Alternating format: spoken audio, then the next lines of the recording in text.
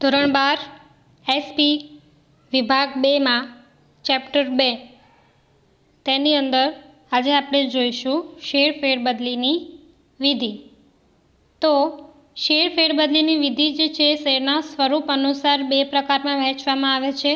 તો એક તો બે સ્વરૂપે શેર હોય છે, જે મૃત સ્વરૂપે શેરની ફેરબદલી અને બીજું છે અમૃત સ્વરૂપના શેરની ફેરબદલી। તો આપણે પહેલાં તો એ જોઈ લઈએ કે મૃત સ્વરૂપના શેર જે છે એ શું હોય છે અને અમૃત સ્વરૂપના શેર જે છે એ શું હોય છે।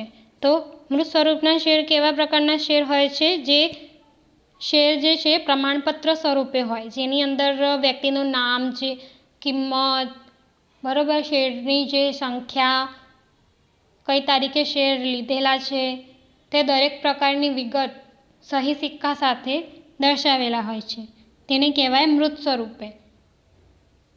અને બીજું છે અમૃત સ્વરૂપે, જે ડીમેટ ખાતામાં તેનું સ્વરૂપ જે છે જોવા મળે છે, જે આપણી જે છે શેર તો હોય છે પણ આપણા પ્રમાણપત્ર સ્વરૂપે હોતું નથી।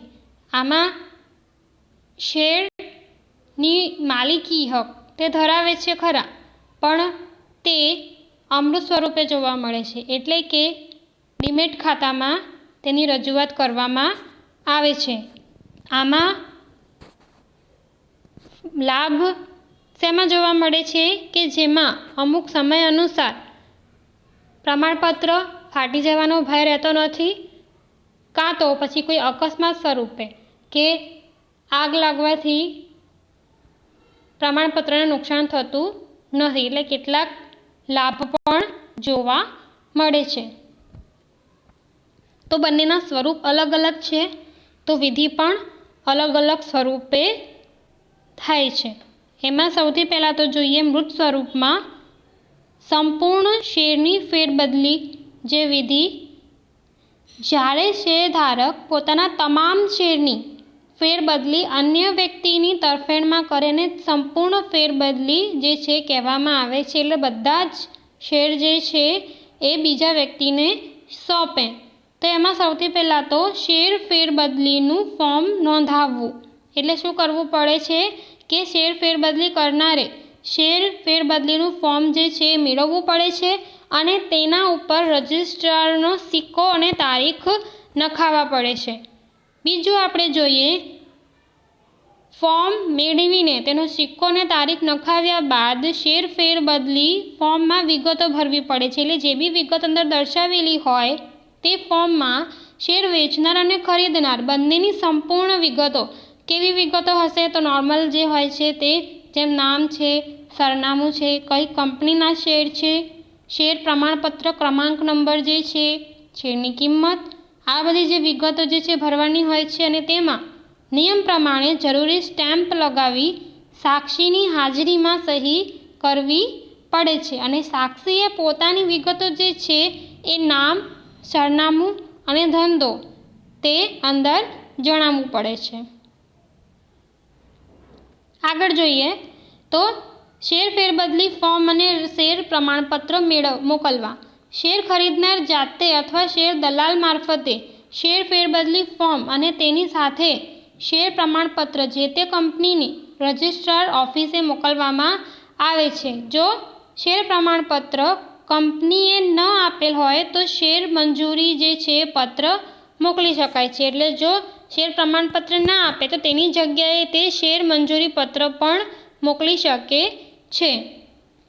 ત્યારબાદ ફોર્મ મોકલ્યાની પહોંચ મેળવવી। એટલે જે બી ફોર્મ તમે મોકલો છો તેની પહોંચ મેળવવી ખૂબ જ જરૂરી બને છે। એટલે કંપનીએ જ્યારે શેર ફેરબદલી ફોર્મ અને શેર પ્રમાણપત્ર મળે ત્યારે તે મળ્યાની પહોંચ કંપની સેક્રેટરી શેર ખરીદનારને મોકલે છે। એટલે જે બી શેર ખરીદે છે તેને મોકલે છે। આ પહોંચ જે છે એટલે કે ટ્રાન્સફર રિસિપ્ટ કંપનીને મોકલાવેલ શેર પ્રમાણપત્ર અને દસ્તાવેજની પહોંચ છે, બરાબર, એટલે તે ખૂબ જ જરૂરી બને છે। આગળ શેર ફેરબદલી અંગેની જાણ નોટિસ દ્વારા કરવી। જે કંપનીને જ્યારે શેર ફેરબદલી ફોર્મ મળે ત્યારે તે શેર ફેરબદલી ફોર્મ અને શેર પ્રમાણપત્રની ચકાસણી કરે છે. એટલે જે બી ફોર્મ તમે ભરો છો એ ફોર્મની વિગતવાર નોંધ લે છે. ત્યારબાદ બંને પક્ષકાર જે હોય છે ફેરબદલી અંગેની જાણ નોટિસ દ્વારા કરે છે. એટલે બંને પક્ષોને જાણ નોટિસ દ્વારા કરવામાં આવે છે. આ નોટિસનો હેતુ શું હોય છે કે બનાવટી ફેરબદલી અટકાવવાનો છે. જો આ ફેરબદલી જે છે અંગે કોઈપણ પક્ષકારને વાંધો હોય કે અસમંજસ જણાતું હોય કે મુશ્કેલી જણાતી હોય, કોઈપણ પ્રકારનો પ્રશ્ન ઉદ્ભવતો હોય તો તે 2 સપ્તાહમાં એટલે 2 અઠવાડિયામાં જણાવવા માટે કહેવામાં આવે છે. તો તે 2 અઠવાડિયાની અંદર પોતાની મુશ્કેલી રજૂ કરી શકે છે.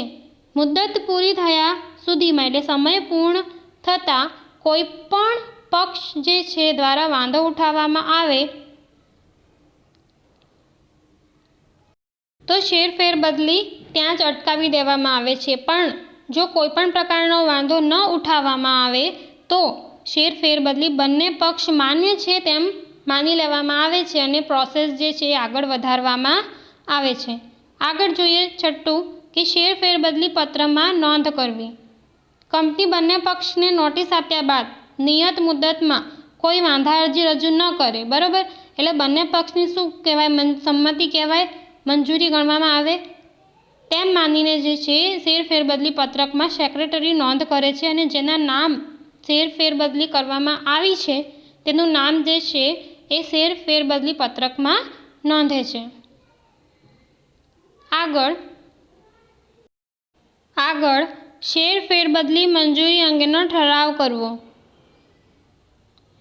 જે તે કંપનીના સેક્રેટરી પાસે ફેરબદલી અંગે અરજીઓ આવેલ હોય તો તેના ઉપર ચર્ચા વિચારણા કરી ફેરબદલી છે માન્ય કરવામાં આવે છે અથવા અમાન્ય કરવામાં આવે છે. એટલે અરજી અનુસાર શેરની જે છે ફેરબદલી માન્ય ગણાય છે કે નહીં તેનું ડિસિઝન લેવામાં આવે છે. જો ફેરબદલી માન્ય કરવામાં આવી હોય તો તેને મંજૂર કરવામાં આવે છે અને આ મંજૂર કરવાનો જે ઠરાવ જે છે સંચાલક મંડળની સભામાં કરવામાં આવે છે.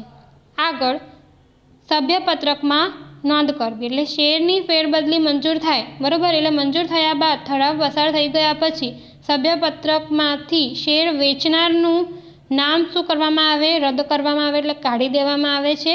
જેના નામે ફેરબદલી થઈ હોય તેનું નામ સભ્યપત્રકમાં નોંધે છે. એટલે નવા શેરધારકનું નામ ઉમેરવામાં આવશે. આગળ નવા શેર પ્રમાણપત્ર નવા શેરધારકને મોકલવા.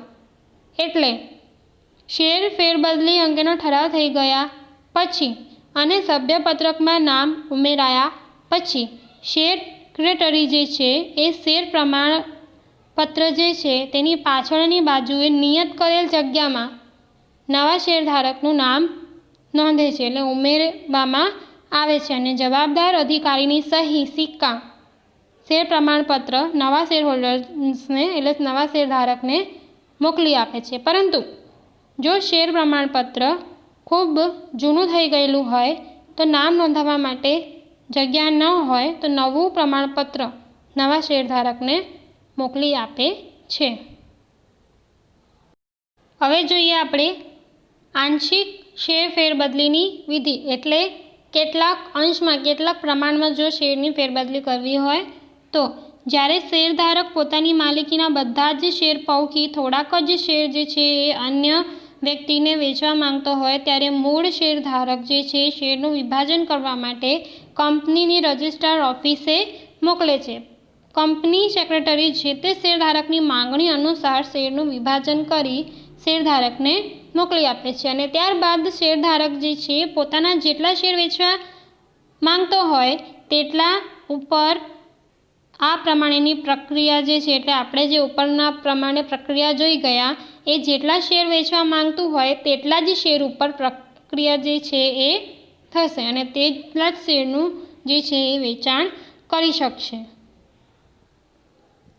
આગળ જોઈએ આપણે અમૃત સ્વરૂપના શેરની ફેરબદલી. હવે આપણે અહીંયા શેરનું સ્વરૂપ જે છે અમૃત સ્વરૂપે છે એટલે ડીમેટ ખાતા સ્વરૂપે છે તો આની પ્રક્રિયા પણ જે છે એ અલગ થશે.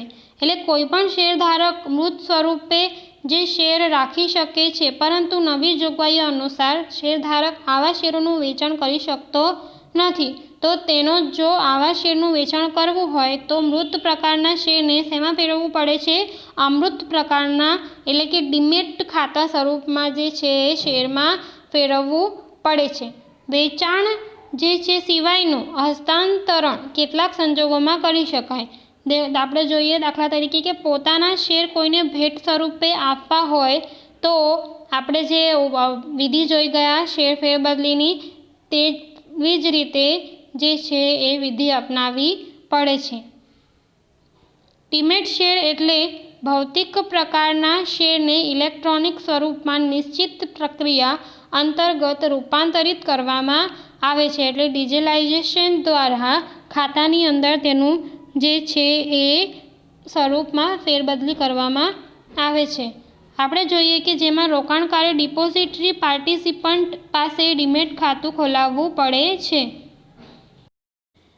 ભારતમાં જે ડિપોઝિટરી તરીકે જે સંસ્થાઓ કામ કરે છે તે નેશનલ સિક્યુરિટીઝ ડિપોઝિટરી લિમિટેડ એટલે NSDL અથવા તો સેન્ટ્રલ ડિપોઝિટરી સર્વિસ જે ઇન્ડિયામાં આવેલી છે, ઇન્ડિયા લિમિટેડ SDSL નામની સંસ્થા. આપણે એક માર્ક્સની અંદર તમારે જે છે આ શોર્ટ ફૂલ ફોર્મની અંદર પૂછાઈ શકે છે, શોર્ટ ક્વેશ્ચનની અંદર.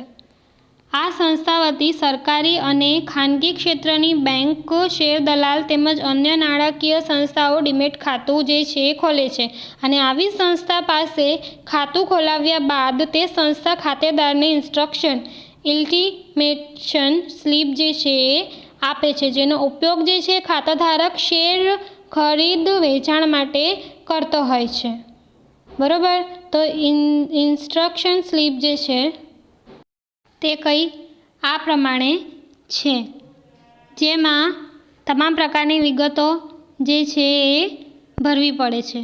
બરાબર. અને સાથે સહી અને સિક્કા પણ અહીંયા કરવામાં આવે છે.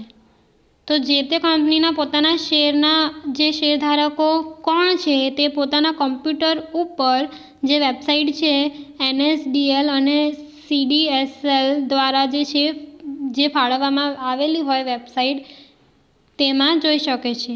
પરંતુ કંપની તેમાં કોઈપણ પ્રકારનો ફેરફાર કરી શકતી નથી. એટલે જે પણ સ્લિપ છે તે જ અનુસાર તેમણે વિગતો ભરવી પડે છે.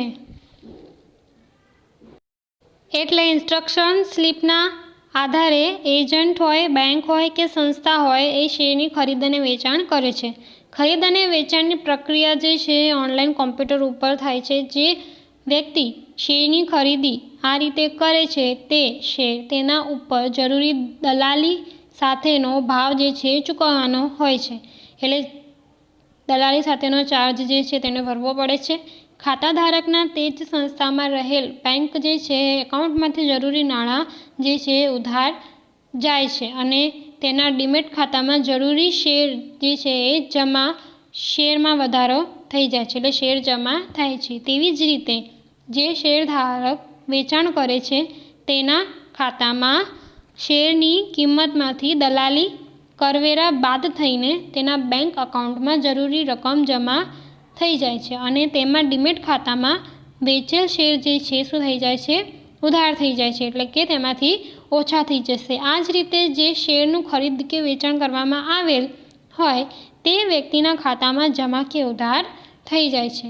એટલે અગત્યની બાબત જે છે એ આપણે ખાસ ધ્યાનમાં રાખવી કે શેરનું જ્યારે ખરીદ વેચાણ થાય છે ત્યારે જે નિયંત્રણો કંપની પાસે હોતું નથી. બરાબર. એટલે કંપની જે છે ખરીદ વેચાણ ઉપર જે છે નિયમો જે છે તેના અનુસાર નિયંત્રણ રાખી શકતી નથી. એટલે વ્યક્તિની ઈચ્છા અનુસાર તે શેરના જે છે એ ખરીદ વેચાણ કરી શકે છે. એટલે કંપની કોઈપણ પ્રકારની કાર્યવાહી કરતી નથી. પણ NSDL અને CDSLના પ્રતિનિધિ તરીકે કાર્ય કરતી જે સંસ્થા જે છે એ બેંક આ કાર્યવાહી કરે છે. જે તે કંપનીના પોતાના કોમ્પ્યુટર ઉપર કોણ નવા શેરધારક બન્યા છે કે જૂના હતા તે આપેલ વેબ પેજ ઉપર જોઈ શકે છે.